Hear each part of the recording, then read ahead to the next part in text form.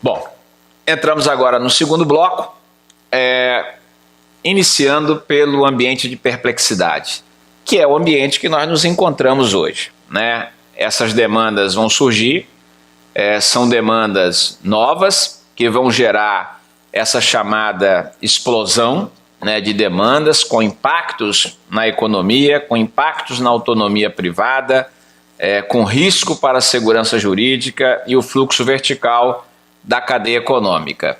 Tudo isso nos coloca nesse ambiente terrível de perplexidade. Como interpretar, como analisar os fatos, como aplicar o direito de maneira adequada. Um caminho que se sugere seguir ao nosso juiz, ao juiz brasileiro, é resgatar o papel fundamental da dogmática, dos modelos dogmáticos. E um bom modelo dogmático para se utilizar nesse momento de crise vem do nosso professor Miguel Reale, aquele que presidiu a comissão de notáveis que editou o Código Civil que nós temos hoje em vigor. Miguel Reale, desde a década de 60, compreende o direito dentro dessa visão de fontes e modelos do direito. Ele, inclusive, tem um trabalho que é um trabalho clássico nessa matéria, cujo título é exatamente esse aí, Fontes e Modelos do Direito. Miguel Reale vê que as fontes, que são sempre a origem de onde promana o direito, elas são retrospectivas. Todo intérprete tem que buscar a fonte do direito, de onde vem esse direito. E essa fonte, ela vai permitir a projeção de modelos. Os modelos, ao contrário das fontes, são prospectivos. Eles servem para resolver aquele caso que está sob análise e aferição do juiz, como também estabelecer caminhos para um fazer futuro. Muito bem, e nessa perspectiva se coloca entre as fontes e os modelos do direito o chamado mundo da vida, aquilo que os alemães chamavam de Lebenswelt. O que é o mundo da vida? O mundo da vida é aquilo que está se projetando, que acontece nesse momento em que nós estamos gravando essa conversa lá fora, aqui dentro, em todo lugar. Neste momento, o mundo da vida, ele também está contaminado por essa angústia gerada por essa crise sanitária. Sem dúvida nenhuma que para os casos relacionados com o coronavírus, o juiz brasileiro vai interpretar a norma observando esses fatos sociais. Essa é a projeção, portanto, que Miguel Reale faz ao apresentar essa belíssima teoria das fontes e dos modelos do direito, que é uma teoria muito mais ampla daquela que chegou ao nosso conhecimento, a chamada teoria tridimensional do direito, que na verdade é uma subteoria dessa teoria maior das fontes e dos modelos do direito. O nosso papel, portanto, esse é o desafio que se apresenta para o juiz brasileiro na atualidade, é produzir novos modelos do direito a partir das fontes do direito existentes ou que passarão a vigorar muito breve. A gente vai falar sobre a legislação de emergência, agora o tema que segue, projetando modelos para o futuro. Muito bem, e qual é a chamada legislação de emergência que está sendo hoje desenvolvida a pleno vapor no Congresso Nacional, mesmo nesse ambiente de isolamento? O furor legiferante que o parlamento tem apresentado nesse momento, o que é compreensível diante da pressão que ele sofre para apresentar soluções para os problemas do mundo da vida, que também hoje se apresentam e que são absolutamente novos, é compreensível. O grande desafio vai ficar realmente conosco, nós juízes brasileiros, que vamos precisar interpretar essas fontes para a produção adequada de modelos. E aí nós temos que ter um cuidado todo especial. Vamos olhar, caríssimos, eu fiz aqui uma rápida seleção dessa chamada legislação de emergência, aquilo que eu consegui apurar de mais importante e de interessante para chamar a atenção dos colegas.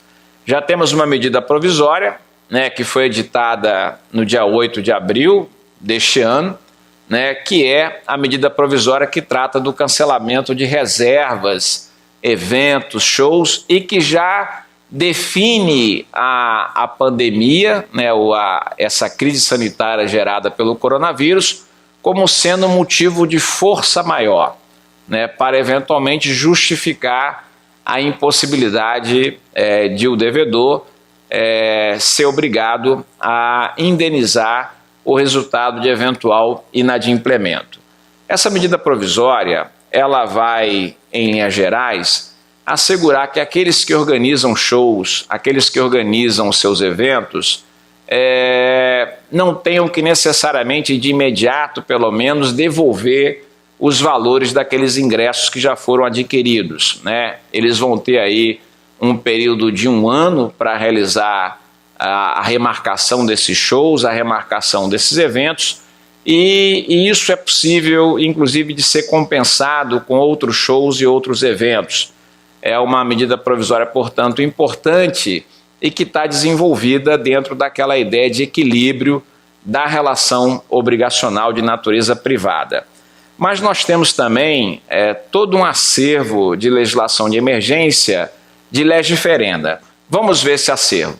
O primeiro é o projeto de lei número 1397, que vem da Câmara dos Deputados e que vai tratar sobre regras provisórias à Lei de Recuperação Econômica, trazendo um elemento novidadeiro muito importante, que é o chamado dever de negociação. Aquelas cláusulas hardship, né, dos contratos internacionais.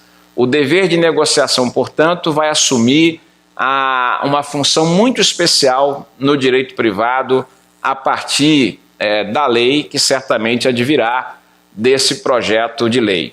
Temos ainda o projeto de lei número 936 da Câmara dos Deputados, que altera a lei de locações para proibir despejos durante a pandemia e autoriza descontos no valor de aluguéis de imóveis urbanos.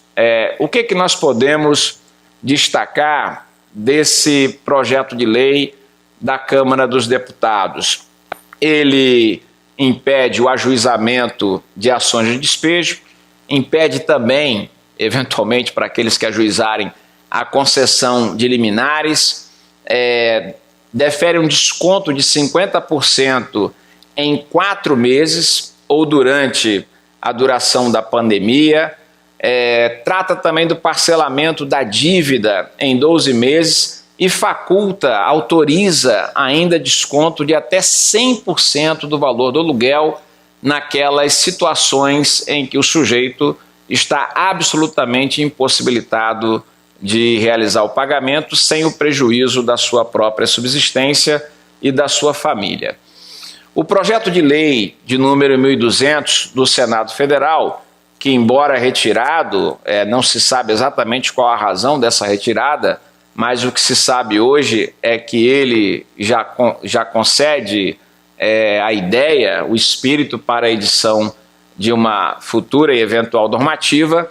Ele institui a moratória em contratos essenciais, contratos bancários, securitários e educacionais em favor de consumidores afetados pela pandemia. Ele autoriza que o devedor promova a rescisão imediata do contrato, obtenha uma moratória até 30 de junho deste ano, são todos projetos agora desse período de emergência. Essa moratória vai ser obtida sem juros, sem multa e também sem a inscrição em serviços de proteção ao crédito, e ainda autoriza o parcelamento da dívida em 12 meses. O projeto de lei de número 1117 da Câmara dos Deputados impede reajustes, a suspensão e rescisão de contratos de assistência à saúde. Ele prevê o parcelamento em até 6 vezes, sem juros e multa, do valor da dívida, trata também de uma possibilidade de negociação em 1 ano e impede também o reajuste nesse período de pandemia. Um outro projeto de lei, o de número 1070, que vem da Câmara dos Deputados, proíbe reajuste de planos de saúde durante epidemias de grandes proporções, tem uma relação, portanto, com o projeto anterior. O projeto de lei 1520, que vem do Senado Federal, ele vai alterar o Código de Defesa do Consumidor. Esse projeto é um projeto interessantíssimo para fixar condições de reequilíbrio contratual no caso de surto, epidemia ou pandemia. Já prevê, inclusive, a possibilidade, que Deus nos livre, de uma outra e nova futura pandemia, né? Ele vai tratar também da possibilidade de conversão do serviço que foi já pago e adquirido pelo consumidor em crédito futuro, a possibilidade de substituição do produto que nós já conhecemos do nosso atual microsistema do consumidor e também a restituição do valor pago. O projeto de lei de número 1267 da Câmara dos Deputados amplia e divulga o serviço de Disque 180, intervindo diretamente na publicidade e obrigando a comunicação em noticiários de televisão para os casos de violência doméstica contra a mulher. Esse projeto de lei, ele é muito curioso, ele decorre da compreensão e da verificação que nesse período, em algumas regiões do país, já se sabe com levantamentos estatísticos que o número de agressões e de violência contra a mulher aumentou significativamente, algo em torno de 20% nesse período de isolamento. As pessoas estão mais próximas, né, vivem as suas frustrações pessoais, os seus momentos de angústia, muitas vezes gerados por essa situação de isolamento, e afora os problemas que já são conhecidos de todos, o que acaba que resulta num aumento dessa quantidade de agressões às mulheres. Então, é um projeto também voltado para esse momento de crise e que se revela aí na ampliação dessa publicidade, desse pedido de socorro. Temos ainda um outro projeto de lei relacionado ao tema da violência doméstica, que é o projeto de número 1319 da Câmara dos Deputados. Ele vai prever a duplicação das penas aplicáveis aos crimes de violência doméstica durante o isolamento provocado pela pandemia. Ou seja, aqui a ideia do legislador é sancionar com maior rigor aquele que se aproveita desse momento de confinamento, de isolamento doméstico para agredir a sua mulher, companheira ou quejandas. O projeto de lei número 1543 do Senado Federal prorroga o vencimento de dívidas rurais no período da pandemia. Também está nesse contexto de legislação de emergência. O projeto de lei número 1627 é interessantíssimo, vai trabalhar com outro aspecto do direito privado, que são as relações jurídicas do direito de família. Ele foi retirado, mas da mesma forma, ele já coloca lá a compreensão do que o legislador, qual olhar que o legislador está tendo para essas relações nesse especial momento, a possibilidade de casamento em videoconferência, que alguns tribunais, inclusive, já estão regulando isso através de suas corregedorias, né? A suspensão do regime de guarda, né? Aquelas situações de guarda compartilhada em que a criança acaba numa espécie, enfim, de guarda, não é nem compartilhada aí, uma guarda conjunta, né? Passando um período da sua vida com o pai, outro período com a sua mãe, e que é compreendido assim eventualmente como guarda compartilhada, também fica suspenso nesse período, né? O direito de visita, ele fica suspenso, mas se assegura para aquele que não vai desfrutar da visita a possibilidade de ter o contato com o filho através do sistema de videoconferência. A redução da prestação alimentícia em até 30% é também outra proposta que vem desse projeto de lei de número 1627. E se exige apenas a comprovação de que o sujeito, em razão, como efeito do isolamento, da quarentena que decorre da crise sanitária, ele fica impossibilitado de realizar o pagamento total da sua dívida. E também autoriza, esse mesmo projeto, a gravação em testamento fazer o testamento por meio de meio digital, né, através da gravação digital. E o projeto de lei de número 1521 do Senado, que prorroga o vencimento das prestações de financiamento imobiliário do sistema financeiro de habitação no período da pandemia. Esse aí certamente vai requerer a atenção dos nossos colegas juízes federais de maneira muito especial. Muito bem, então vamos fazer uma breve pausa para retomarmos o terceiro bloco.